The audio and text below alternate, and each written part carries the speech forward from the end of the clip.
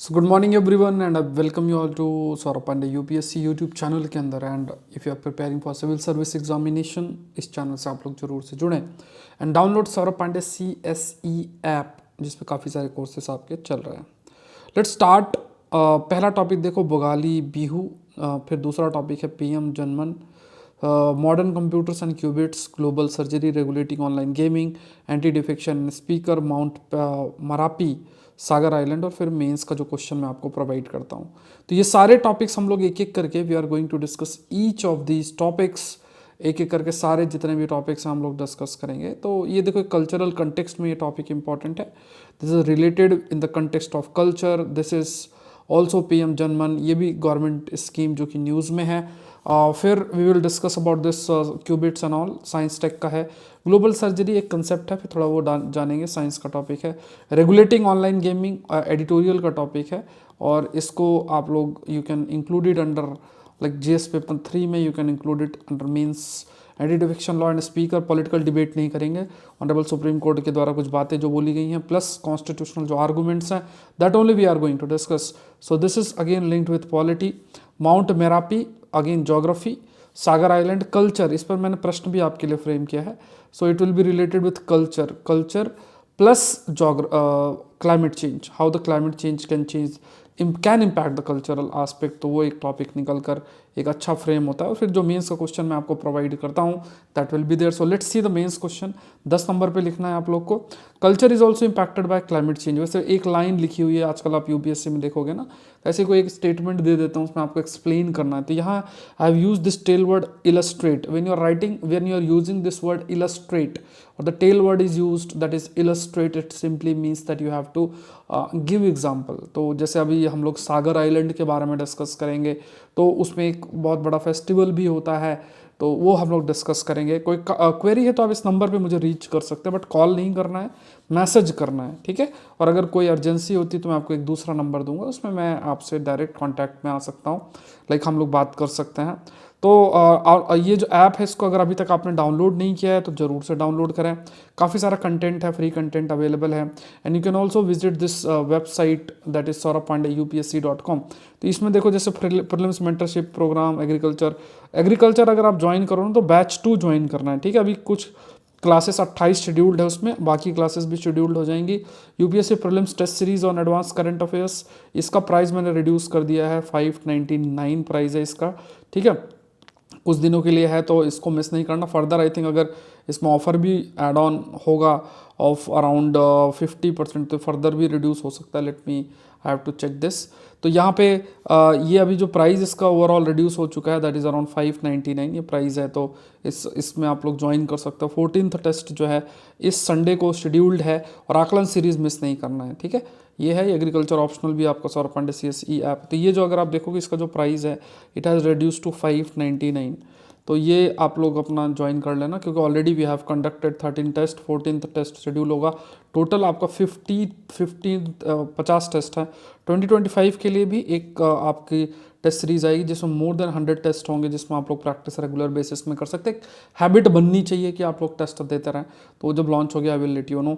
तो ये सारी चीज़ें हैं, ये सब कुछ आपको saurabpandeyupsc.com वेबसाइट पे जाके ज्वाइन कर लेना है, ठीक है। तो कई सारे ऑफर्स हैं, वो अपने आप कोड अप्लाई हो जाएगा और आप अपना ज्वाइन कर सकते हैं। मेंटरशिप प्रोग्राम के बारे में लास्ट में डिस्कस करेंगे।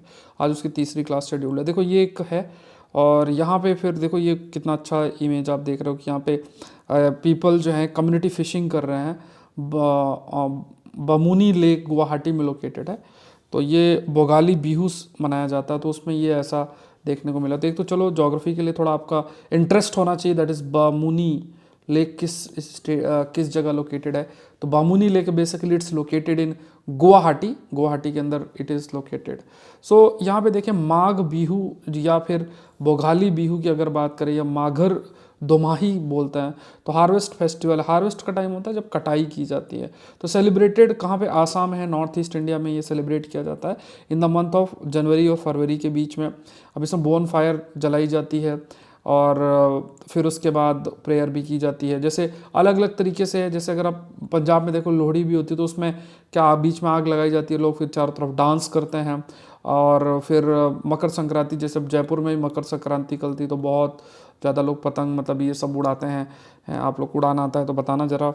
तो यहाँ पे first day of Magh Bihu, उसे हम उरुका बोलते हैं या बिहू ईव भी बोलते हैं। और जो वुमेन फॉल्क हैं दैट दे गेट रेडी, है ना, मतलब तैयार होते हैं, खाना पीना जो है अपना सारी चीज़ें रहती हैं, फेस्टिवल सेलिब्रेट करते हैं। तो ये कल्चर कंटेक्स्ट है। बमूनी लेक आप याद रखना, गुवाहाटी के अंदर ये लोकेटेड है। नेक्स्ट देखते हैं, prime minister to release ₹540 crore for PM Janman beneficiary. तो ये है ना, तो प्राइम मिनिस्टर जो है रिलीज़ करेंगे। तो यहाँ पे पीएम जनमन के ये जो स्कीम है, गवर्नमेंट स्कीम जो न्यूज़ में है, तो इसमें ब्रीफ में मैं आपको बता देता हूँ। तो यहाँ पे पीएम जनजाति आदिवासी न्याय महाअभियान, तो यहाँ पे क्या है कि जो पर्टिकुलरली वनरेबल ट्राइबल ग्रुप्स हैं उनके सामाजिक और आर्थिक कंडीशंस को इम्प्रूव करना चाहिए। देखो ये बहुत हमें समझना है, हमने बहुत सारी ऐसी स्कीम्स रन की हैं हमारी जो ट्राइबल कम्युनिटी है या जो पीछे रह गए हैं उनके विकास के लिए, बट कुछ ना कुछ हमें इम्प्रूवमेंट की ज़रूरत है। इम्प्रूवमेंट की ज़रूरत इन द सेंस कि जो बेनिफिशियरी है, जैसे मान लो कोई भी अलग अलग स्कीम्स हैं, बहुत सारे लेवल पे पॉलिसीज़ हैं, वो मान लो certain section within the tribal community वो रीच करती हैं और वो बेनिफिट वहीं तक कन्फाइंड हो जाता है। तो हमें ये इंश्योर करना है कि एटलीस्ट जो मतलब ये तो आप मानो ट्राइबल कम्युनिटी के विद इन ये और अधिक बैकवर्ड है, पर्टिकुलरली वर्नेबल ट्राइबल ग्रुप्स की अगर हम बात करें, तो एटलीस्ट यहाँ पे इस स्कीम के तहत कोशिश की जाएगी कि जो बेसिक फैसिलिटीज़ हैं उनको प्रोवाइड किया जाए। और ये हमें देखना पड़ेगा कि दूसरे स्कीम्स के कंटेक्स्ट में हमें ये भी देखना है कि जो बेनिफिट्स हैं ना वो सब तक रीच करें, मतलब विद इन ट्राइबल कम्युनिटी तक कैसे हम उसको डाइवर्सिफाई कर सकें, ये ज़रूरी है। नहीं देखो हो क्या रहा है कि जैसे अगर आज के समय में हम देखें तो ऐसे कई सारी ऐसी स्कीम्स हैं जो कि कुछ ही लोग उनको तक रीच करेगी, और उसके कई फैक्टर्स हो सकते हैं। मान लो कोई सेक्शन पॉलिटिकली ज़्यादा एक्टिव है, जो भी रीज़न हो सके, लेकिन समझना क्या है कि हमारी ओवरऑल ट्राइबल कम्युनिटी जो है उसका विकास कैसे हो सकता है, वो थोड़ा सा सीरियस सोचना पड़ेगा। और इस लेवल पे कुछ भी जो पॉलिसी लेवल पे चेंजेस हैं वो हमें करना पड़ेगा। ये कुछ इंपॉर्टेंट है। इसमें क्या प्रयास करता है वो देखो गवर्नमेंट के ऊपर निर्भर करता है, और बट ज़रूरी है बेनिफिट सभी तक रीच करे, ऐसा देखना पड़ेगा। तो PVTG families to basic facility provide करना, safe housing, clean drinking water, improved access to education, health and nutrition, road और टेलीकॉम इंडस्ट्री, मतलब बेसिक जो चीज़ें हैं वो प्रोवाइड उनको कैसे हम कर सकते हैं, इस पर देखना है। अब ये लगभग 24,000 करोड़ रुपए तक का ये हो सकता है, और ये सारी बेसिक फैसिलिटी प्रोवाइड करना है। और इवन वेरियस स्कीम्स जिसमें कंप्लीट कवरेज इन एरियाज़ में रखी जाए, sickle cell anaemia elimination missions, TB eradication, 100% vaccination, ये बहुत सारी जो स्कीम्स हैं उनको भी फोकस आपका किया गया। तो 2011 का जो सेंसस था तो उसमें हमारी जो शेड्यूल ट्राइब है उसकी अगर आप पॉपुलेशन देखें दैट इज़ अराउंड 10.45 करोड़, जिसमें 75 कम्युनिटी 18 स्टेट्स में उन्हें आपका पर्टिकुलरली वनरेबल ट्राइबल ग्रुप्स के रूप में जो है कंसिडर किया जाता है। और वो आर्थिक, सामाजिक और एजुकेशनल डोमेन पे काफ़ी अधिक वनरेबिलिटी या बैकवर्डनेस जो है वो देखने को मिलती है। 2023-24 में ये स्कीम पीएम जन्म करके जो स्कीम है, ये भी आपकी स्कीम का नाम क्या है, पीएम जनमन करके जो स्कीम है, तो ये भी आपकी लॉन्च जो है की गई है, जिससे सामाजिक और आर्थिक कंडीशंस जो हैं वो पर्टिकुलरली वनरेबल ट्राइबल ग्रुप्स की इंप्रूव किया जा सके। तो ये कुछ पॉइंट्स हैं, ये लिखे हुए आप लोग देख लेना, सेम सी बातें हैं। तो ये सारी चीज़ें हम लोगों ने मतलब मैंने पीडीएफ भी बना दिया और एक ग्राफिक्स भी डाल दिए हैं, दोनों चीज़ में आप लोग देख लेना, ठीक है। Let's move to the next, the device that translate quantum effect to computing awesomeness, ठीक है। तो यहाँ पे कुछ चीज़ें हम समझेंगे और अच्छा इसमें कंटेंट है, मतलब इसको थोड़ा ध्यान से समझना। तो इसमें देखो सबसे पहली चीज़ क्या है, एक टर्म आप लोग समझने की कोशिश करें। तो जैसे फॉर एग्जांपल यहाँ पे एक चीज़ क्या देखना है कि जैसे मान लो कोई भी एटम है, एटम मान लो ये एक एटम है, इस एटम के अंदर आपके पास न्यूक्लियस भी है, न्यूक्लियस के अंदर आपके पास प्रोटॉन है और न्यूट्रॉन है। और दूसरे लेवल पे देखोगे तो अलग अलग ये जो है ऑर्बिट्स टाइप आप ये मानो, तो यहाँ पे आपके पास जो है कई लेवल पे इलेक्ट्रॉन्स प्रेजेंट होते हैं। तो प्रोटॉन हो गया, न्यूट्रॉन हो गया या इलेक्ट्रॉन हो गया, तो इसे हम क्या बोलते हैं, दे आर कॉल्ड एज सब एटॉमिक पार्टिकल्स, सब एटॉमिक पार्टिकल्स। तो यहाँ पे आप समझना है कि एक कंसेप्ट होता है जिसे हम कहते हैं quantum physics. Quantum physics basically क्या है, वो जो सब एटॉमिक पार्टिकल्स है ना उनकी स्टडी करना, उन्हें हम मतलब मेनली जो सब एटॉमिक पार्टिकल्स उसके नेचर, उसको basically it is we can say that is जो क्वांटम फिजिक्स है बेसिकली वो गो थ्रू होती है सब एटॉमिक पार्टिकल्स की प्रॉपर्टीज़ पर बेस्ड होता है। और इस सब एटॉमिक प्रॉपर्टीज़ पर बेस्ड जो कंप्यूटर्स डेवलप होते हैं उन्हें, या क्वांटम मैकेनिक्स पर जो कंप्यूटर्स उस प्रॉपर्टी पर बेस्ड होते हैं उन्हें हम क्वांटम कंप्यूटर्स भी बोलते हैं। We use the term quantum computers. तो आपके पास एक तरफ क्या है, एक तरफ आपके पास कन्वेंशनल कंप्यूटर्स हैं। अब कन्वेंशनल कंप्यूटर्स के अंदर मान लो स्टोरेज की जब हम बात करते हैं तो उसमें बिट्स का इस्तेमाल किया जाता है। जैसे मान लो इन्फॉर्मेशन जो स्टोर होती है वो बिट्स में होती है, और जो भी चीज़ स्टोर होती है वो कैसे, 0 या 1 फॉर्म में होती है। तो कोई भी जो वैल्यू हो सकती है वो एक समय में 0 हो सकती है या 1 हो सकती है। अब इसमें मान लो कई प्रकार के, सपोज करो कोई डेटा है, x है, y है, z है। अब ये चीज़ें होंगी और फिर क्या होता है कि इसका एक आउटपुट आ रहा है, मान लो a आउटपुट आ रहा है। तो ये जो पूरा डेटा है इसको पूरा प्रोसेस करना और फिर आउटपुट ए लेकर आना, तो इसके लिए जो बने होते हैं उन्हें हम गेट्स बोलते हैं। मतलब ये कुछ एल्गोरिदम पर बेस्ड चीज़ें होती हैं, कंप्यूटर्स के विद इन जो है वो आपकी प्रेजेंट होती हैं। तो यहाँ पे क्या है कि बिट्स, आप ये याद रखो कि इन्फॉर्मेशन 0 या 1 हो सकती है। क्वांटम कंप्यूटर्स में जो स्टोरेज है वो आपका क्यूबिट्स फॉर्म में होता है। इसमें क्या होता है, यहाँ पे सबसे इंपॉर्टेंट पॉइंट क्या होता है, there is this concept called है सुपर पोजिशन। अब इसमें सुपर पोजिशन में क्या है कि एक ही टाइम पे 0 भी वैल्यू हो सकती है और 1 भी वैल्यू हो सकती है। यहाँ पे एक ही समय पे 0 हो सकती है या 1 हो सकती है। यहाँ पे एक समय में दो स्टेट, मतलब कोई भी चीज़ का दो स्टेट एक साथ एग्जिस्ट कर सकते हैं, वो 0 भी हो सकता है या 1 भी हो सकता है। तो इसलिए क्या है कि क्यूबिट्स और एडवांस्ड भी है, और जो जैसे इसमें नॉर्मल में खाली गेट्स का इस्तेमाल होता है और इसमें जो इस्तेमाल होता है जो लॉजिकल आउटपुट की तरफ लेकर जाता है उसे हम क्वांटम गेट बोलते हैं।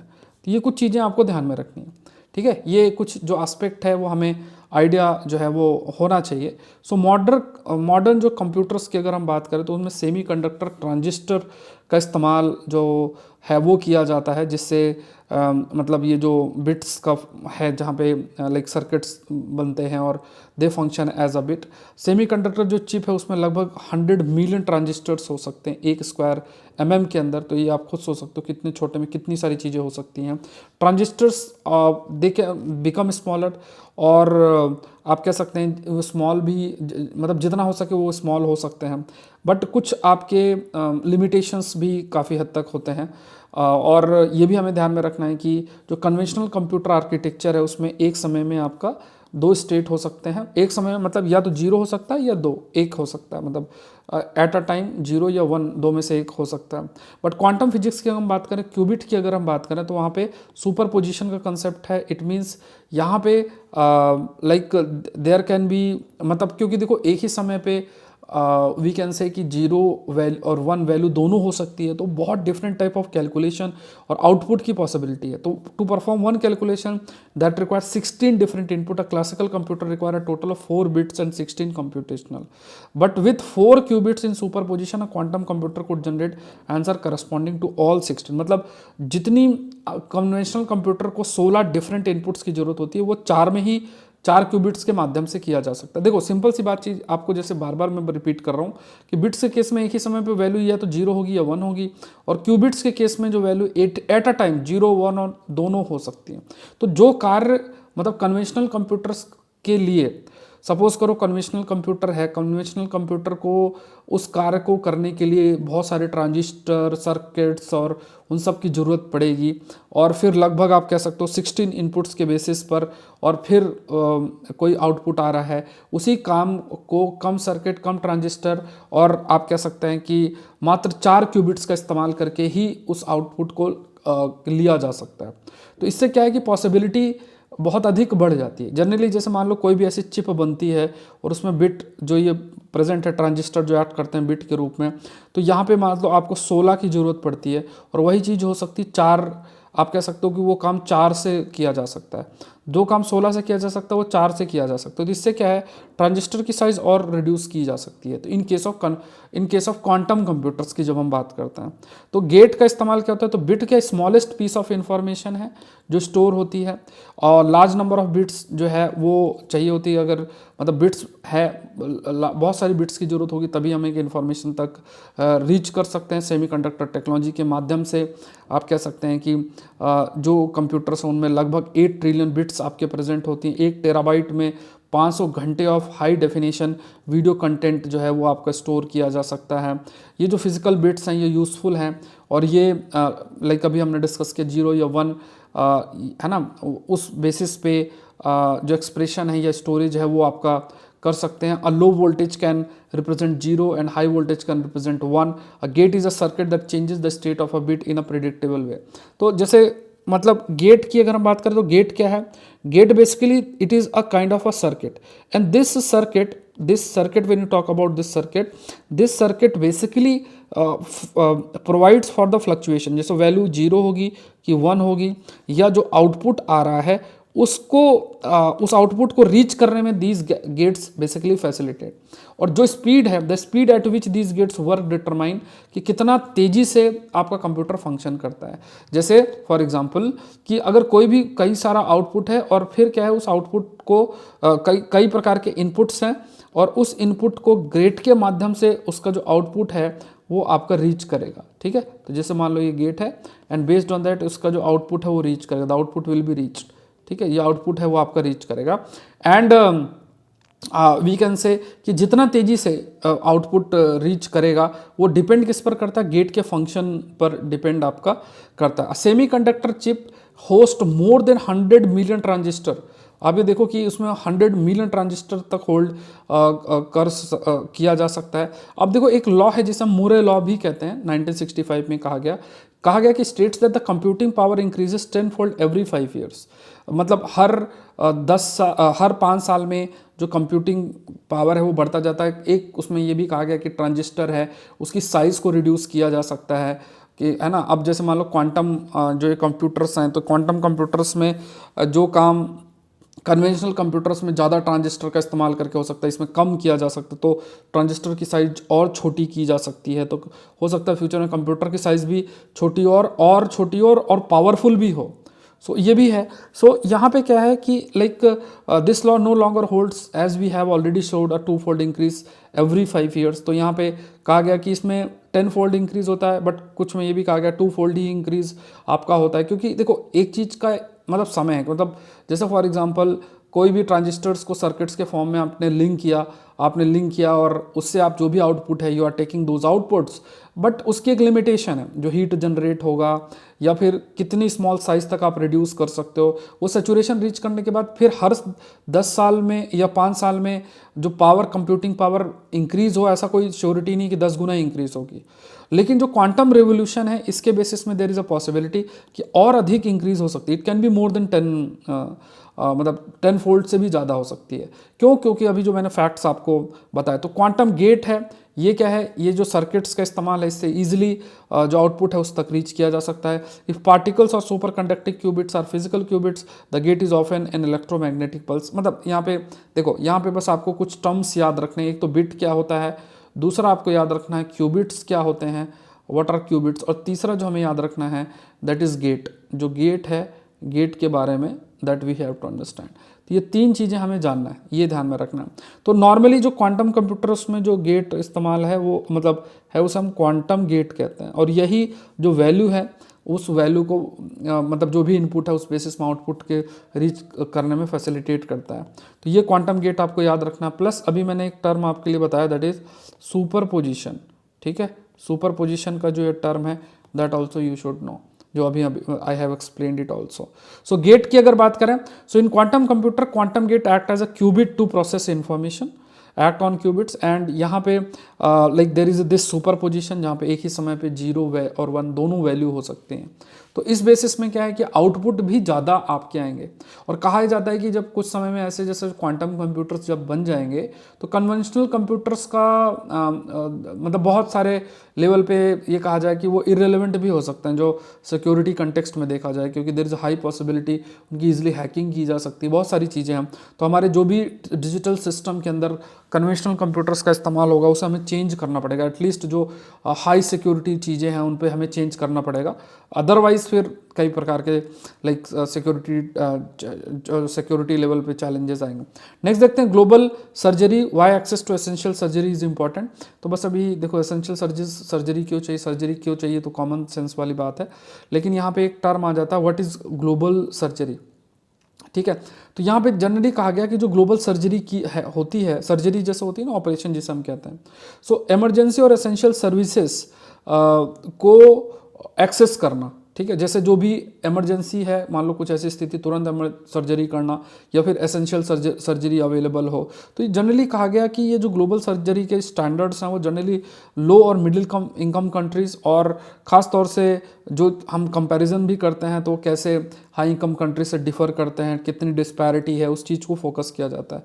तो ये जो सर्जरीज़ हैं इनमें एसेंशियल और इमरजेंसी सर्जरीज़ इंक्लूडेड होती हैं, जैसे ट्रॉमा, एनेस्थीसिया, बहुत सारी ऐसी सर्जरीज़ हैं वो इसमें इंक्लूडेड होते हैं।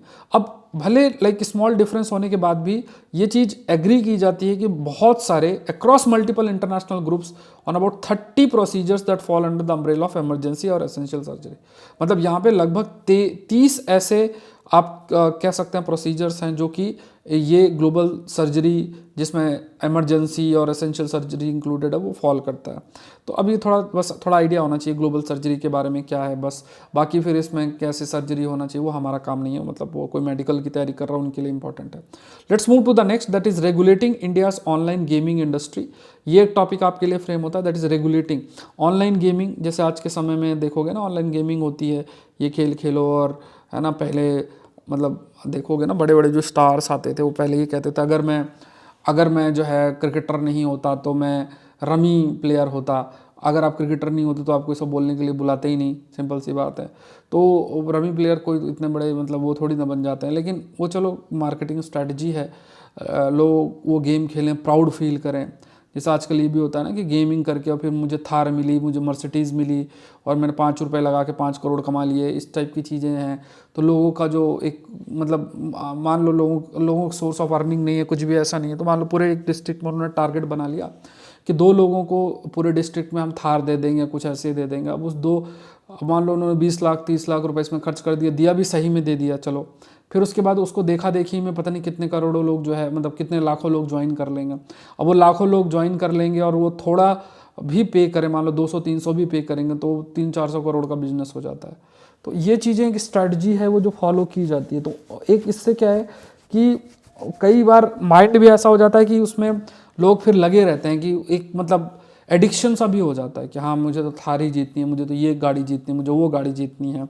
तो ऑनलाइन गेमिंग इंडस्ट्री से एडिक्शन भी एक बड़ा फैक्टर है। देखो आउटपुट तो कुछ मिलने से रहा नहीं कि आपको कोई इसमें बहुत बड़ा स्किल आप एक्वायर कर लोगे। हाँ कुछ आजकल समय में ऑनलाइन गेमिंग से रिलेटेड या ये जो ई गेमिंग जिसे हम कहते हैं, तो उससे रिलेटेड कंपटीशन भी स्टार्ट हो गया। हो सकता है बाद में कभी कुछ ई गेमिंग से रिलेटेड ओलंपिक जैसे खेल भी होने लग जाए, तो चलो वो एक अलग, जहाँ पे स्किल की ज़रूरत है वो एक अलग कंसिडरेशन है। बट जनरली अब रमी खेलना और या कुछ उस टाइप की जो चीज़ों में बहुत समय जो जाता है, तो उसमें हमें इतना कोई बेनिफिट नहीं होता होगा, ऐसा मेरा मानना है। बाकी होता होगा तो आप कमेंट सेक्शन में बताना। तो यहाँ पे देखो, यहाँ पे हमें ये जो ऑनलाइन गेमिंग है, we have to regulate it, we have to somehow regulate this online gaming industry. इस पर थोड़ा सा चर्चा करते हैं, इसमें जो आर्टिकल्स में कंटेंट लिखा है उसको देखते हैं, ठीक है। अब यहाँ पे देखो, जैसे स्टैगरिंग लगभग 692 मिलियन इंटरनेट यूज़र। अब देखो ये चीज़ आप अपने डायरी में नोट कर सकते हैं, जो भी डेटा वाली डायरी है ना। तो कभी भी मान लो डिजिटल सिस्टम, ई गवर्नेंस, कैसे ऐसे प्रश्न आते हैं ना, तो इंटरनेट यूज़र और इस सब में कुछ ऐसा फैक्ट मेंशन करना तो आप कर सकते हो। तो इंडिया में second largest internet user base है और 8th ग्लोबली है। टाइम स्पेंड जो मोबाइल ऐप में है तो उसमें हमारी जो रैंकिंग है वो 8वीं है। एवरेज डेली मोबाइल ऐप का यूजेज है वो 32% का इंक्रीज़ हुआ है 2019 से। 82% जो यूजेज है वो बेसिकली मीडिया और एंटरटेनमेंट और विद सोशल मीडिया सबसे ज़्यादा इसमें इस्तेमाल जो है वो कंटिन्यूस बेसिस में हो रहा है। इंटरनेट जो है आजकल डीप फेक वीडियो सेलिब्रिटीज़ के, कॉमन पर्सन के भी इजीली बन सकते हैं, तो वो भी आजकल बहुत देखने को मिल रहा है। टेक्नोलॉजिकली जो एडवांस सिमुलेशंस हैं, मतलब आज के समय में, क्योंकि देखो क्या सही है क्या गलत है, और मैंने एक कंसेप्ट भी आपको पोस्ट ट्रुथ से रिलेटेड बताया था। जैसे पोस्ट ट्रुथ के कंसेप्ट पर जब हमने चर्चा की थी तो उसमें मैंने एक पॉइंट आपको हाईलाइट किया था। आई हैव एक्सप्लेन्ड यू कि देखो कि जो पोस्ट ट्रुथ का एरिया है, पोस्ट ट्रुथ के जो समय हैं, इन पोस्ट ट्रुथ हमारा जो सारी चीज़ें हैं वो बेस्ड होता है इमोशंस और बिलीफ पर, है ना, फैक्ट्स पर नहीं होता है। जैसे कोई चीज़ सही है गलत है उस बेसिस वो हम क्या करेंगे, अभी कोई बोलेगा कि नागमणि होती है ना, तो हम कहेंगे हाँ हाँ मैं हमारे गांव में जो है वो एक नाग था और वो ऐसे आता था और उसमें हमने फिर ऐसे देखा वो देखा, इस टाइप का। मतलब जो भी इमोशंस और बिलीफ होंगे उस बेसिस पे हम जो है चीज़ों को देखेंगे। तो ये जो समय है इसे हम पोस्ट ट्रुथ शब्द हम इस्तेमाल, इस ऐसे समय के लिए हम पोस्ट ट्रुथ्स बोलते हैं। तो देखो पोस्ट ट्रुथ में और नॉर्मल चीज़ों में हम क्या कहते हैं कि जैसे मान लो कोई चीज़ सही है गलत है, वो कैसे हम डिफ्रेंशिएट करेंगे, तो वो बेसिकली हम डिफ्रेंशिएट कर सकते हैं फैक्ट्स के बेसिस पे, फैक्ट्स के बेसिस में। अब जिस चीज़ के बेसिस में आप डिफ्रेंशिएट करोगे वो ही चेंज किया जा सकता है। मान लो आप कहो कि मैं नेट से देख के, कोई आर्टिकल देख के या कुछ देख के मैं कर सकता हूँ, लेकिन आज के टाइम पे डीप फेक का इस्तेमाल करके जिसे जिन फैक्ट्स को हम या रिसर्च पेपर जिनको हम सही माने उनको भी गलत तरीके से मैनिपुलेट किया जा सकता है।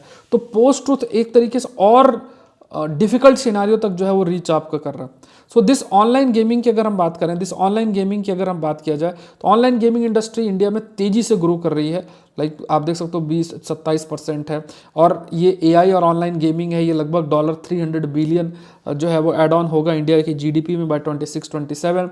एंड दिस ऑनलाइन गेमिंग में काफ़ी तेज़ी से जो राइस है, इसकी वजह से addiction, mental illness, suicide, financial fraud, privacy, data security concern, देखो अलग ही साइकोलॉजी डेवलप हो रही है। मतलब अब ये चीज़ समझना, वही आप समझ सकते हो जो लोग इनसे एडिक्टेड है ना, उनके थॉट प्रोसेस ही देखना, मतलब अजब ही है।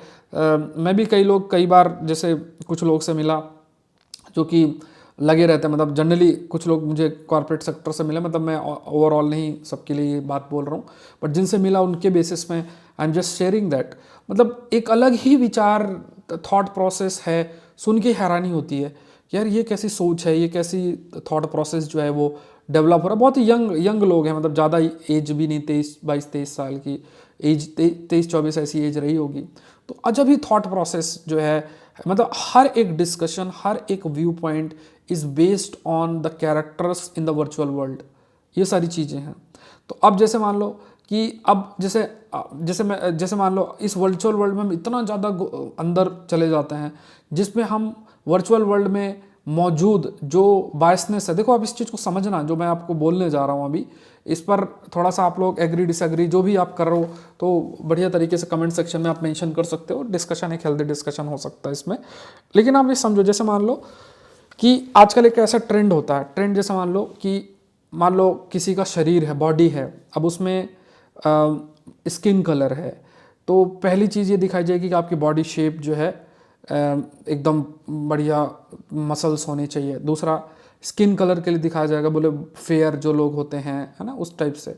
तो ये क्या है, ये ऑनलाइन लेवल पे क्या है कि हम ये बताना चाह रहे हैं कि पर्टिकुलर बॉडी शेप या पर्टिकुलर स्किन कलर वो ज़्यादा बेटर है, ऐसा जो है एक धारणा जो है वो हम क्रिएट कर रहे हैं उस सिस्टम के अंदर।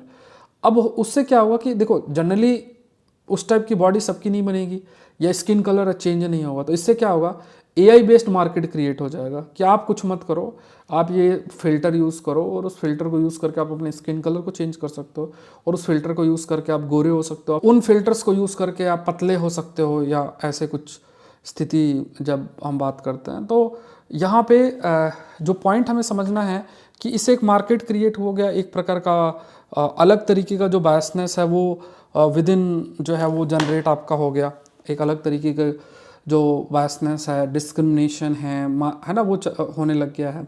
वर्चुअल वर्ल्ड में अपने हीरो बन जाते हैं, मान लो वेब सीरीज़ देखी और उसमें मनी हिस्ट देख लिया, कुछ देखा, तो यंग जो भी लोग हैं उनके माइंड में वो चीज़ इतना ज़्यादा छप जाती है कि वो अपने आप को वही समझने लग जाते हैं। तो ये सब क्या मेंटल इलनेस की है। फिर इमोशंस में स्टेबिलिटी नहीं होती है, थॉट्स की कंटिन्यूटी नहीं होती है, आइसोलेशन जो है वो देखने को मिलता है। हमें पता है कि कंप्यूटर से, लैपटॉप से कैसे डील करना, बट इंसान से कैसे डील करना वो नहीं पता है, कैसे बातचीत करनी, कैसे क्या करना है। एक फेकनेस आ जाती है, स्माइल में फेकनेस आएगी, एक है ना, हर चीज़ में फेकनेस आ जाएगी, हर चीज़ हम अपने आप को डिफरेंट दिखाने की कोशिश करेंगे बेस्ड ऑन द मैटरलिस्टिक एस्पेक्ट। ठीक है कि मोबाइल फ़ोन एप्पल का ले लिया, एप्पल का लैपटॉप ले लिया, कुछ ऐसे ही बातें कर करके जो मैटरलिस्टिक एस्पेक्ट में जो है अपने आप को ऊपर दिखाने का प्रयास करेंगे। तो ये जो डेवलपमेंट है, ये कहीं ना कहीं डेवलपमेंट आज के समय में ये वर्चुअल वर्ल्ड का जो इम्पैक्ट है उस बेसिस में देखने को मिलता है। और उन्हीं एम्बिशंस को मीट करने के लिए ऑनलाइन गेमिंग में भी लोग उतरते हैं, वहाँ भी एडिक्शन जो है वो भी देखने को मिलता है। उस बेसिस में लोग डेटा सिक्योरिटी, प्राइवेसी, ये सब चीज़ें जाती हैं। मनी लॉन्ड्रिंग जैसी चीज़ें भी देखने को मिलती है, नेशनल सिक्योरिटी कंसर्न भी है। मनी लॉन्ड्रिंग मतलब पैसा का लेन देन वाली बात है। फिर यहाँ पे इलीगल ऑफशोर गैम्बलिंग, बेटिंग जैसी चीज़ें भी है। डिजिटल ट्रांजैक्शन पे देखा जाए तो उसमें भी कंट्रोल नहीं रहता है। तो मतलब फाइनेंशियल मैल प्रैक्टिसेस हैं वो भी देखने को मिलता है। 2023 में parliamentary standing committee on finance, उसमें कई जो कुछ साइबर क्राइम्स जो है उनको भी आइडेंटिफाई किया गया था। और उसमें इंटरनेशनल ऑनलाइन बेटिंग, जो बेटिंग साइट्स हैं उसमें मनी लॉन्ड्रिंग का भी एक कंसेप्ट बताया गया था। मनी लॉन्ड्रिंग मतलब जैसे मान लो पैसा है ना, जैसे मान लो यहाँ कुछ अर्निंग हुई है, अब उस पैसे को किसी मैनिपुलेट करके कहीं और इलीगल तरीके से पहुंचाना, वो मनी लॉन्ड्रिंग है। वो भी इनके माध्यम से चीज़ें की जा सकती हैं। फिर क्या है कि कोई भी ऐसा मैकेनिज्म एग्जिस्ट नहीं करता है कि कैसे हम ये जान सकें कि ये जो प्लेटफॉर्म है, गेमिंग प्लेटफॉर्म, वो सही है और दूसरा इलीगल है। और इवन क्योंकि आपका स्पेशलाइज्ड रेगुलेटरी अथॉरिटीज़ नहीं है, मतलब जैसे आप गेमिंग जैसी चीज़ों को अगर हमें रेगुलेट करना तो सरकारी तंत्र में ऐसी अथॉरिटीज़ भी तो होना चाहिए। इसलिए देखो फ्यूचर में जो सरकारें आएंगी ना, तो उसमें जो ये आईटी सेक्टर इन सब में जो लोग काम करते हैं ना, उनके लिए बहुत अपॉर्चुनिटीज़ आएंगी। क्योंकि जैसे अब सरकारी लेवल पे जो भी रिक्रूटमेंट, अब हिस्ट्री, ज्योग्राफी, पॉलिटी पढ़ के तो ऑनलाइन गेमिंग को आप नहीं कर सकते ना रेगुलेट। उसके लिए तो आपको पूरा टेक्निकल नॉलेज बहुत हाईएस्ट लेवल का चाहिए और प्लस एक्सपर्टीज़ भी चाहिए। तो उसमें जो प्राइवेट सेक्टर हैं जिन्होंने इनको ऊपर काम किया हुआ है, तो उनका काफ़ी रोल जो है वो आपका बढ़ेगा। फिर इनहेरेंट क्रॉस बॉर्डर नेचर जो है इंटरनेट मेक्स लाइक जो जैसे मान लो इंटरनेट है, अब इंटरनेट ऐसा नहीं भारत तक ही सीमित है, वो तो हर जगह कोई बैठे कहीं बैठे किसी गेम को खेल सकता है। तो इसका एनफोर्समेंट इस चीज़ के लिए और वी कैन से कि चैलेंज जो है वो बन जाता है। सो ये भी ज़रूरी है कि अगर हम रेगुलेट भी करते हैं या बैन कर दें, रेगुलेट तो करना है लेकिन ये भी इतना आसान नहीं है। और रेगुलेटेड प्लेटफॉर्म्स जो हैं वो रिप्लेस हो रहे हैं अनरेगुलेटेड से, क्योंकि आप रेगुलेट करके भी ज़्यादा कुछ नहीं कर पा रहे हैं ना, और एनफोर्स नहीं कर पा रहे। तो ऐसे स्थिति में क्या है कि this regulated are basically unregulated से रिप्लेस हो रहे हैं। Information technology intermediary guideline and digital media ethics rule 2021 it marks a commendable step towards oversight. It means मतलब यहाँ पे ओवरऑल ओवरसाइट की जो है इस पर बातचीत की गई है। अब इसमें इवन इंटरनेशनल मॉनेटरी फंड की बात करें तो उसमें भी कहा गया कि अगर हाई टैक्स इंपोज किया जाए, like high tax and weak discretionary approach to regulatory enforcement create the most fertile ground for proliferation of shadow economy. Shadow economy का जैसे मान लो जो ये इस टाइप की इकोनॉमीज आपकी जनरेट हो रही हैं, जैसे ऑनलाइन गेमिंग जिसमें चीज़ों को आप सही से एनफोर्स जो है नहीं कर पा रहे हैं। तो यहाँ पे क्या है कि एक मान लो आपने बहुत टैक्स लगा दिया, बोले ये ऑनलाइन गेमिंग है, 70-80% टैक्स। अब कौन देगा 70-80%? मतलब अभी तो शायद 30% के आसपास है, मतलब और ज़्यादा टैक्स लगा दो, फिर उसके बाद आपके रेगुलेशन करने का कुछ नहीं है। तो वो सोचेंगे इट्स बेटर चलो इसको हम अनरेगुलेटेड वे में, इलीगल वे में कर लेते हैं, क्योंकि अगर हम लीगल और रेगुलेटेड वे में करेंगे तो हमें 100 रुपये में से 30 रुपये सरकार को देना पड़ेगा। तो इसमें टैक्सेशन जो सिस्टम है वो देखना जरूरी है ऐसे एरियाज़ में ना। ऐसे नहीं होना चाहिए कि जो भी कुछ एरियाज़ हैं उस पर इतना टैक्स लगा दो और सारा पैसा सरकार जो है सोचे कि एक बार में हम ले लेते हैं। तो इससे क्या होता है कि बहुत हाई टैक्सेशन से फिर लोग टैक्स इवेशन के तरीके जो है वो ढूंढने की कोशिश करते हैं। तो स्ट्रिक्ट रेगुलेटरी फ्रेमवर्क ये एक तो लेकर आना ही है, प्लस जो हमारे डिजिटल नागरिक या नेशनल इंटरेस्ट है उसको प्रोटेक्ट करने के लिए हमें कदम उठाने पड़ेंगे। तो प्रॉपर रेगुलेशन, इसके लिए हम कोई अथॉरिटी का गठन भी कर सकते हैं और भी जो कदम है वो हम उठा सकते हैं। टैक्सेशन सिस्टम कोई स्मूथ लाइन कैसे किया जा सकता है। और देखो फ्यूचर के अंदर सबसे इंपॉर्टेंट यही है कि हमें स्किल्ड मैन पावर, सरकारों को बहुत ज़रूरत पड़ेगी। देखो प्राइवेट सेक्टर में तो आज के समय में 4 कंडीशंस डालें और लोग फिर उसको सीख के और जॉब करना स्टार्ट कर देंगे। लेकिन सरकारी तंत्र में तो जो भी सिलेक्शन प्रोसीजर है, फिर उसके बाद उनकी कई रिक्रूटमेंट की पॉलिसीज़ होती हैं, टेस्ट कंडक्ट होता है, फिर सरकार तंत्र में जाने के बाद काम करने की इच्छा कितनी होती है, ये सब बहुत चीज़ें कंसिडरेशन में देखा जाता है। तो उसमें फिर हमें एक स्किल्ड मैन पावर अगर नहीं होगा तो फिर कैसे रेगुलेट करेंगे, that we have to think. वो एक चैलेंजिंग टास्क है। Let's move to the next. The speaker flawed move to determine the real faction. तो यहाँ पे देखो ये शिवसेना जो पार्टी है उसके कंटेस्ट में पूरा का पूरा आर्टिकल है। तो देखो वो सारा हमने डिस्कस करेंगे, क्या सही है क्या गलत है, वो सारा नहीं। हमारे काम क्या है, we will try to understand कि जो एंटी डिफेक्शन लॉ है उसके कुछ आर्गूमेंट्स हैं उसको डिस्कस करेंगे। उसमें कुछ चीज़ें इसमें अच्छी दी हुई, 2-3-4 पॉइंट्स दिए हुए हैं, कभी मतलब आर्टिकल आए या क्वेश्चन, मतलब आर्टिकल तो नहीं, क्वेश्चन आए तो उस चीज़ को आप लोग हाईलाइट कर सकते हो। तो यहाँ पे एक ऑनरेबल सुप्रीम कोर्ट का जजमेंट दिया हुआ है, राजेंद्र सिंह राणा वर्सेस स्वामी प्रसाद मौर्य केस। इसमें कोर्ट ने क्या कहा कि जब भी व्हेन अ मेंबर और group of a member of a ruling party, जो भी मेंबर या group of member ruling party के ज्वाइन करते हैं विद अपोजिशन पार्टी और गवर्नर से मीट करते हैं along with the member of the opposition and try to form an alternative government, they can be said to have voluntary given up the membership of their original party. मतलब simple सी बात है कि जैसे opposition के साथ मिलकर कोई मेंबर्स जो हैं वो गवर्नर से मिल के और अल्टरनेटिव सरकार बनाने की कोशिश करेंगे, तो भले ही ऑफिशियली उन्होंने मेंबरशिप ना दी हो, बट इट विल अपीयर कि ये मतलब ये चीज़ देखना चाहिए, ये चीज़ हाईलाइट कर रही है कि they have given the membership of their original party. मान लो आपके 100 लोग हैं, 100 लोग ओरिजिनल पार्टी है, उसमें से 40-50 लोगों ने अपोजिशन के साथ या सरकार मतलब अपोजिशन के साथ मिलके और सरकार के अपोजिशन के साथ मिलके और अल्टरनेटिव गवर्नमेंट फॉर्म करने की बात की। तो ये इट विल हाईलाइट कि वो 50 लोग जो हैं वो they are basically giving up their membership, जो ओरिजिनल पार्टी है उसकी मेंबरशिप को दे रहे हैं। ओरिजिनली देखा जाए तो 10th जो शेड्यूल है ये जिसमें एंटी डिफेक्शन लॉ भी आपका आता है, legislator could avoid disqualification on 2 grounds. इसमें अगर देखा जाए 2 ऐसे तरीके, पहला अगर पार्टी में स्प्लिट हो जहाँ पे 1/3 जो लेजिस्लेटर हैं they form a faction and break with that party. मतलब जैसे मान लो किसी पॉलिटिकल पार्टी के आपके 9 MLA हैं और उनमें से 9 के मतलब 90 MLA हैं और उनमें से 30 MLAs जो हैं वो डिसाइड करते हैं और वो अलग हो जाते हैं, ठीक है, 30 MLAs अलग हो जाते हैं और they break with that party, they break with the party और फिर जो है जुड़ जाते हैं, तो उस केस में एंटी डिफेक्शन नहीं लगेगा। बट आई थिंक ये 1/3 2/3 इंक्रीज हो चुका है। दूसरा, लेजिस्लेटर जो पार्टी है it merges with another party and not less than 2/3 of them agree to merge and walk out of the original party. तो इसमें ये भी हाईलाइट किया गया, मान लो कि 100 है और उसमें 2/3 लोग जो है एग्री कर जाते हैं और ये डिसाइड करते हैं कि हम इस पार्टी के साथ मर्ज कर जाते हैं। तो मर्जिंग कंटेक्स्ट में, जो मर्जिंग अगर होती है ऐसी स्थिति में, तो जहाँ पे 2/3 लोग जो है एग्री करके मर्ज करते हैं, तो वहाँ पे भी एंटी डिफेक्शन लॉ लागू नहीं होता है, it will not be applied. तो ये 2 ऐसे एक्सेप्शंस आप याद रखो जो कि 10th शेड्यूल के अंदर मेंशन्ड है, और ये दोनों एक्सेप्शंस बेसिकली अगर है तो उसमें एंटी डिफेक्शन लागू नहीं होगा। बट यहाँ पे जो स्प्लिट प्रोविजंस पैरा 3 या 10th शेड्यूल के अंदर ये ओमिट किया गया था 91st कॉन्स्टिट्यूशनल अमेंडमेंट में, जैसा हमने डिस्कस भी किया था। तो 1/3 को 2/3 किया गया है। अब जो मतलब इस चीज़ को ओमिट कर दिया गया, स्प्लिट को बेसिकली ओमिट कर दिया गया। अब जो मर्जर जो प्रोविजन है paragraph 4 remains which can protect the defector provided the condition stipulated in para are met. The main condition जो है that is being the merger of the defector party with another party. ठीक है, तो यहाँ पे देखो पहली चीज़ तो ये जो एक 1/3 वाला जो हमने ये वाला पॉइंट डिस्कस किया है, इसको 91st कॉन्स्टिट्यूशनल अमेंडमेंट में हटा दिया गया है।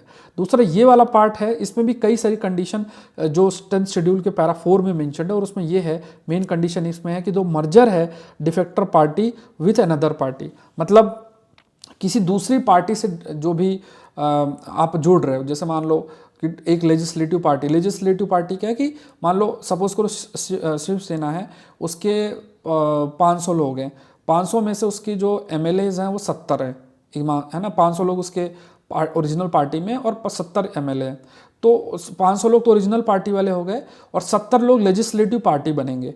तो उसमें से अगर मान लो जो भी डिफेक्ट करते हैं 2/3 लोग और वो दूसरी पार्टी से जाके मिलते हैं, तो जो डिफेक्टर पार्टी विथ अनदर पार्टी इसकी मर्जिंग होनी चाहिए। तो ये एक मेन कंडीशन है, अनदर पार्टी दूसरी पार्टी से मर्जिंग जो है वो होना चाहिए। एक्सट्रीमली डिफिकल्ट है कि इस कंडीशन को फुलफिल किया जाए, बहुत ही मुश्किल है, एंड स्टिल ये जो है कंडीशन आपकी विजिबल है। तो देखो इसमें सिर्फ हमें कुछ जो, जैसे मान लो ये केस आपको याद रखना है, that is Rajendra Singh Rana versus Swami Prasad Maurya case आपको याद रखना है, प्लस 10th शेड्यूल में 2 कंडीशंस याद रखनी है, plus 91st constitutional amendment act है जिसमें आपका 2/3 वाला प्रोविजन मर्जिंग के कंटेक्स्ट में वो ऐड ऑन, मतलब उसी चीज़ को सिर्फ कंसीडर किया गया था। नेक्स्ट देखते हैं, Indonesia Mount Merapi erupts more than 150 people evacuated. Mount Merapi जो है इंडोनेशिया का आइलैंड है, कहाँ लोकेटेड है, सुमात्रा के अंदर है। तो ये फैक्ट आप याद रखना, माउंट मेरापी एक्टिव वॉल्केनो है। पदांग हाईलैंड जो है सुमात्रा में लोकेटेड है। माउंटेन रिंग ऑफ, मतलब ये जो माउंटेन है रिंग ऑफ फायर जो कि पैसिफिक ओशन रीजन के अंदर है, उसका ये हिस्सा है। एंड इसमें जो हाईएस्ट पीक है, like the highest peak among several volcano highlands, mount Merapi इसकी इतनी हाइट है, और इसमें काल्ड्रेला, बेनकाह काल्ड्रेला, काल्ड्रेला कैसे होता है, जैसे ये अगर आप देखोगे ये इस टाइप से होता है, तो इसमें एक काल्ड्रेला है जिसका बेनकाह जो शब्द हम यूज़ करते हैं।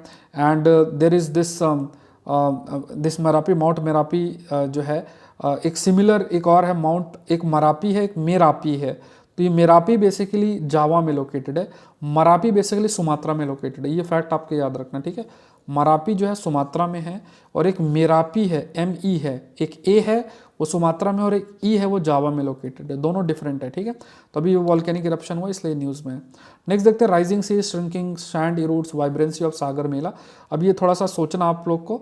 देखो, राइजिंग सी लेवल और इरोजन ऑफ अ बीच, तो ये जैसे कपिल मुनि टेम्पल है सागर आइलैंड में, बहुत सारे जो मतलब लोग हैं वो जाते हैं, लाइक है ना, West Bengal, like on the Sagar Ganga Sagar Mela as the West Bengal government. अब यहाँ पे देखो, यहाँ पे ये गंगा सागर मेला होता है। अब क्योंकि स्थिति, पहली चीज़ देखो, जैसे ये इंडिया है और यहाँ पे आपका सागर आइलैंड है, यहाँ पे ये लोकेटेड है, तो वेस्ट बंगाल है, ये आपका सागर आइलैंड है, ये सागर आइलैंड आप लोकेशन देख सकते हो। अब इसमें क्या है कि जैसे ये सागर आइलैंड है, अब इसमें ये मेला होता है, तो अब क्या है कि बहुत ज़्यादा आपका सी लेवल राइज और बीच में इरोजन की वजह से पानी ज़्यादा है, तो ये रिड्यूस हो रहा है साइज़ में। तो इससे ये जो कल्चरल एक्टिविटी है, जहाँ पे जैसे कपिल मुनि टेम्पल है और लोग वहाँ जाते हैं, और जो भी एक रिलीजियस उनका बिलीफ है उस बेसिस पे, तो जो गंगा सागर मेला है दैट इज़ बीइंग अफेक्टेड। तो कल्चर भी जैसे क्यों हो रहा है, क्लाइमेट चेंज इसका एक फैक्टर है। तो कैसे कल्चर अफेक्ट हो रहा है because of the climate change, आप एग्जाम्पल कोट कर सकते हो। तो सागर जो जैसे सागर आइलैंड है किस में लोकेटेड, कौन से रिवर पे, गंगा रिवर पे लोकेटेड है, बे ऑफ बंगाल रीजन में। एंड यहाँ पे ये आपका वेस्ट बंगाल में है, ये भी आपको याद रखना, डिस्ट्रिक्ट उस्ट्रिक्ट याद नहीं रखना है। सुंदरबन का हिस्सा है, ये भी ध्यान में रखना है। यहाँ पे मैंग्रोव्स भी हैं, tiger like it does not have any tiger habitation, मतलब सागर आइलैंड की बात किया जाए। एंड ये हिंदू पिलग्रिमेज के लिए भी बहुत इंपॉर्टेंट है। मकर संक्रांति के समय बहुत से लोग यहाँ पे जाते हैं, पूजा पाठ जो भी है। कपिल मुनि टेम्पल भी यहाँ पे फेमस लोकेटेड है। But because of this sea level rise और अब क्लाइमेट चेंज और ये जो है इस इरोजन जो हो रहा है, इसकी वजह से ये सारी चीज़ें जो हैं वो आपकी अफेक्ट हो रही हैं, ठीक है। अब इसी का आप एग्जांपल कोट कर सकते हो जिसमें culture is also impacted by climate change, इसको एग्जांपल के साथ आप मेंशन कर सकते हो। कोई क्वेरी है इस नंबर पे रीच कर सकते हो। तो आप सौरभ पांडे यूपीएससी वेबसाइट या सौरभ पांडे CSE ऐप अगर डाउनलोड करते हैं तो उसमें देखो मैंने 2 चीज़ और स्टार्ट की हैं। डेली आंसर प्रैक्टिस, आपको क्वेश्चन फ्री मिलेगा, आप लिखो यही क्वेश्चन। वीकली जो है कंपाइलेशन मिल जाएंगे, मंथली मैगजीन GES रिपोर्टर जिस पर ज्योग्राफी एनवायरमेंट साइंस की मैगजीन कवर्ड होती है। वीकली मॉक टेस्ट आपको मिलते रहेंगे, ये भी ऐप के अंदर है। डेली करंट अफेयर्स का PDF प्रॉपर है, उसको आप ले सकते हैं। मंथली जैसे हिंदू के आप चाहते हो कि आपको हर महीने का कंपाइलेशन सारे PDF का मिल जाए, वो चाहो तो वो भी डाउनलोड कर सकते हो। और करंट अफेयर टॉपिक्स जो आपको हैं वो भी सारी चीज़ें आप एक्सेस कर सकते हो, जो पॉइंटर करंट अफेयर्स के PDF है वो भी कर सकते हो। तो ये सब कुछ आप कर सकते हो। अभी देखो नवंबर वाली GS रिपोर्टर मैगजीन भी है, तो फ्रीली है, अवेलेबल है, ये आप लोग डाउनलोड कर लेना। Saurabh Pandey CSE app, Saurabh Pandey UPSC website के अंदर UPSC प्रीलिम्स मेंटरशिप प्रोग्राम, ये आपका आज इसकी 3री क्लास है। आज मैं आपको टारगेट्स भी दूंगा और इसमें भी ऑफ भी है। और अभी मैंने आज के लिए प्राइस रिड्यूस कर रखा है ये टेस्ट सीरीज़ के लिए, तो इसमें आपका जो प्राइस दैट इज़ 599 है। टोटल 50 टेस्ट हैं, 24 की तैयारी कर रहा हूँ, तो इसका हिस्सा जरूर से बनना है। 25 के लिए मैं एक नई टेस्ट सीरीज़ ज्वाइन कर आपके लिए लॉन्च कर दूंगा। एग्रीकल्चर ऑप्शनल भी आपका चल रहा है, ये मेंटरशिप प्रोग्राम है। मेंटरशिप प्रोग्राम ज्वाइन करते ही आप मुझे मेल करेंगे, ये मेल ID है, और सारे जो रिसोर्सेस एंड ऑल है वो आप मुझे बताएंगे, ठीक है, आप मुझे बता दीजिएगा। और एक चीज़ और भी मैं आपको हाईलाइट करना चाहूँगा। देखो मैं एज योर टीचर आप कह सकते हैं, तो यहाँ पे मेरे पास भी एक हक ये ज़रूर से है कि वहाँ पे मैं आपको डांट भी सकता हूँ, कोई ना कोई चीज़ आप गलत करते हो तो वहाँ पे मैं आपको रोक भी सकता हूँ, ठीक है। तो यहाँ पे आप जैसे मान लो कोई ऐसा ले ले कि नहीं नहीं ये मुझे कैसे बोल सकते हैं, या कुछ ऐसी स्थिति है, तो ये थोड़ा सा आप लोग अपने उसमें मेच्योरिटी रखें इस चीज़ को लेके। बट अगर मेरा ये रोल है कि अगर आप कुछ गलत कर रहे हैं तो उस चीज़ को सही कैसे किया जाए उसको देखना जरूरी है, ठीक है। तो आप कोई भी है तो आप मुझे मेल कर दें, फटाफट इसमें मेल करें और ये सारी डिटेल दें कि ये सब चीज़ें आप कहाँ से पढ़ें। और इसका PDF रॉ PDF अगर आपको चाहिए तो Saurabh Pandey UPSC Telegram channel पे मिल जाएगा, और भी जो PDFs हैं सारी डिटेल्स आपको sauravpandeyupsc.com वेबसाइट पर मिल जाएगा। तो आज के लिए इतना ही, मिलते हैं नेक्स्ट सेशन के अंदर। Thank you everyone, thank you.